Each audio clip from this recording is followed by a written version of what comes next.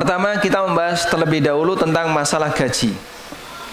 Kalau ada karyawan yang dia pernah bolos atau korupsi waktu dan seterusnya, tapi dia sudah mendapatkan gaji, status gaji itu halal ataukah haram? Nah, jawabannya tidak haram 100%, juga tidak halal 100%.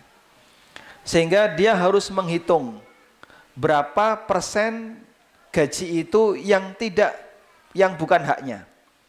Sehingga misalnya jam kerja saya selama 5 hari, per hari totalnya 8 jam, pernah saya korupsi misalnya 1 hari 2 jam, hari ini sejam.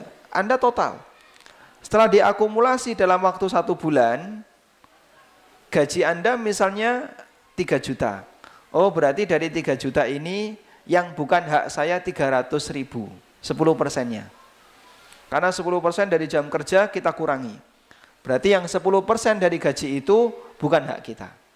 Nah, pada saat dapat transferan kan tidak mungkin dikembalikan, nggih?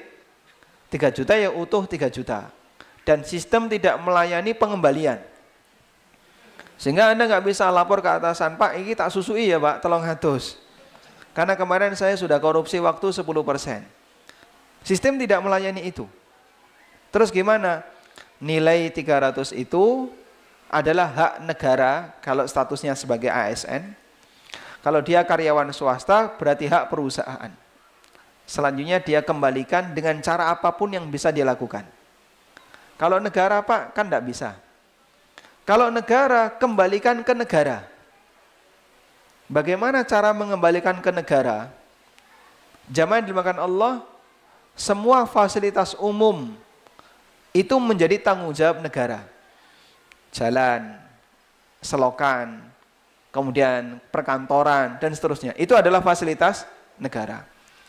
Kantor saya, tempat saya bekerja, misalnya butuh printer. Dan itu kantor tempat saya bekerja. Saya pernah korupsi waktu, total nilainya 500.000 misalnya. Dalam waktu sekian bulan. Sudah? Bisa nggak Anda belikan printer dengan uang itu, berikan ke kantor. Dah, ini hak kantor, silakan dipakai. Ya tidak perlu kemudian pengumuman, ini adalah printer korupsi, tidak ya. Anda cukup taruh printer di situ, silakan dipakai untuk kepentingan kantor. Insya Allah salah satu di antara bentuk mengembalikan hak negara ke negara. Pak, kalau seperti itu tidak bisa gimana Pak? Karena semua perlengkapan kantor ada pembukuannya, ada asal usulnya. Sehingga kalau tiba-tiba kita naruh printer di situ, nanti malah dicurigai macam-macam. Ya kalau begitu Anda salurkan untuk Fasum. Konblok rusak, tukokno konblok Pak. Biayai tukang, tolong ini dirapikan. Itu kembali ke negara. Sehingga kalau ada sekian banyak dana ASN yang bermasalah ya, seperti perjalanan fiktif, kemudian anggaran fiktif, lalu sisa-sisa anggaran, itu kan rata-rata nggak bisa dikembalikan. Biasanya oleh kepala kantor dibagi-bagi THR, ya, waktu lebaran atau akhir tahun ada tambahan, dibagi-bagi. Beberapa kawan yang dia sudah paham nggak mau nerima. Cuman di sebuah kantor orang itu kalau jujur sendirian bahaya, nggih Pak? Nah, ini bisa dicurigai malah. Sehingga jujur ajur. Dia kalau nggak ikut sistem yang lain, wah nanti bisa disingkirkan. Malah dituduh nggak karuan. Akhirnya dia kalau nolak nggak berani, apalagi dia bawahan. Sementara atasannya seperti itu semuanya. Barangkali cerita seperti ini sudah ma'ruf ya di teman-teman yang terlibat di ASN. Baik, kalau dia akan mendapatkan madorot apabila dia terus terang menolak, maka boleh dia terima dalam rangka menghindari madorot itu, lalu dia salurkan untuk negara dengan cara tadi, untuk perbaikan parit, perbaikan konblok, perbaikan jalan dan seterusnya. Walhamdulillah.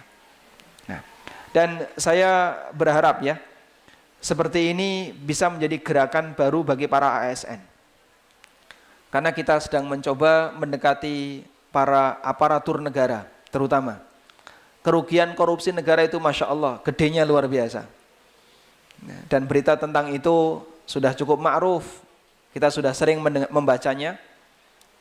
Dan salah satu di antara upaya yang bisa kita lakukan adalah mari kita sama-sama mengajak ASN untuk sadar tentang akhirat. Orang kalau sadar akhirat, insya Allah Pak, gampang diajak jadi orang baik. Karena dia tahu hidup tidak sekali. Anda bisa jamin sampai Anda mati nggak bakalan kecekel polisi, jamin bisa. Oh, dia pejabat, siapa yang berani nyekel?